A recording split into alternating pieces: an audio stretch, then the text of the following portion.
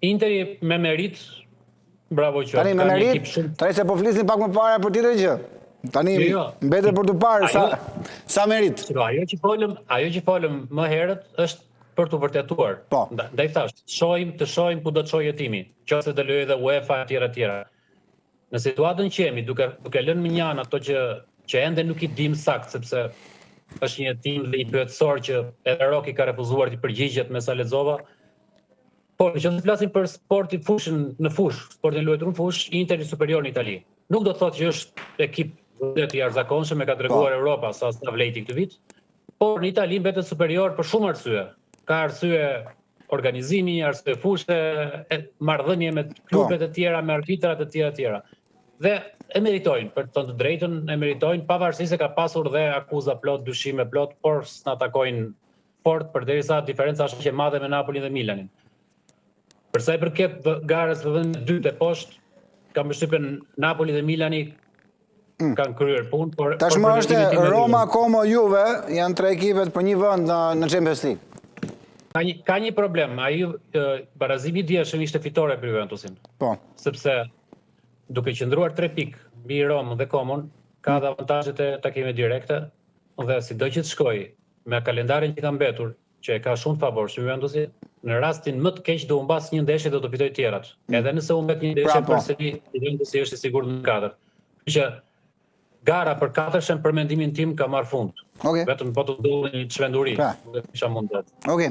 Birim, duhet ndalim pak aty ku çmenduria po ndodh, ose më saktë ndodhi në Angli.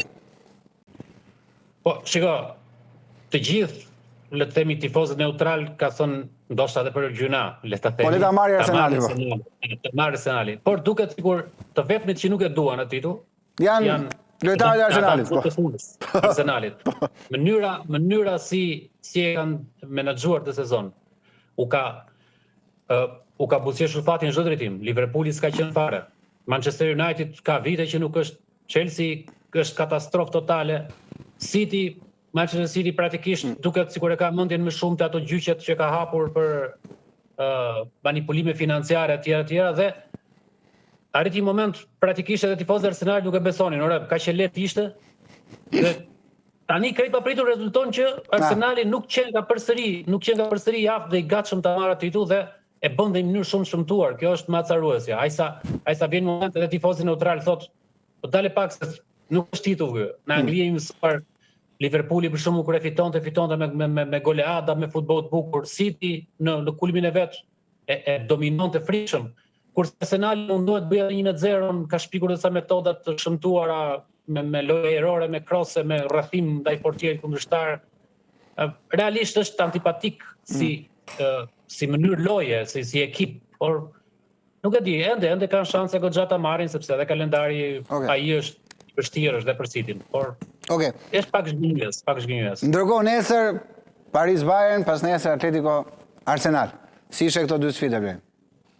Një finale dhe një ngushëlluese. Po ngushëlluese, po fiks. Është për të ardhur keq që do shohim pam fillimisht Bayernin që eliminon Realin, tani Bayern me Parisin, po i shohim shumë shpejt këto finalet e Reale, ndërkohë që krau tjetër është iku dhe Barcelona dhe është ai që është.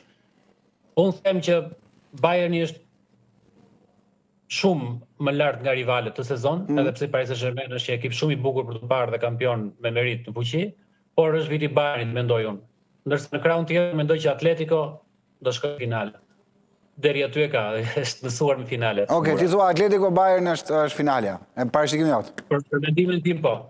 Okej, ndërkohë në Spanjë, Barcelona i ka mbyll llogaritë, është rekord besoj, ja? Nuk ka më histori e Spanjë.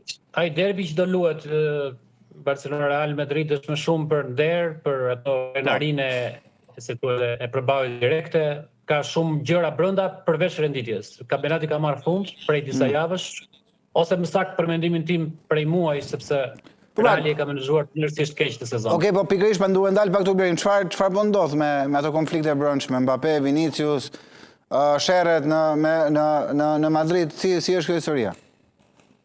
Shko, në radh parë apo dy gjela në një kotet do thuash nuk rindot. Po, Florentino Perez, aq sa presidenti i jashtëzakonshëm nga qenë i zoti, aq gabime ka bërë në fillimet e tij dhe tani.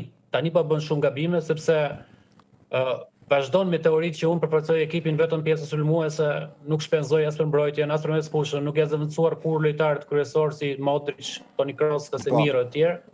Ndërkohë shpenzoj pafund sepse është shpenzim kolosal ai që ka bërë për Mbappén dhe kur merr një lojtar me shpenzime aq të mëdha, duhet të jesh i sigurt për atë që bën.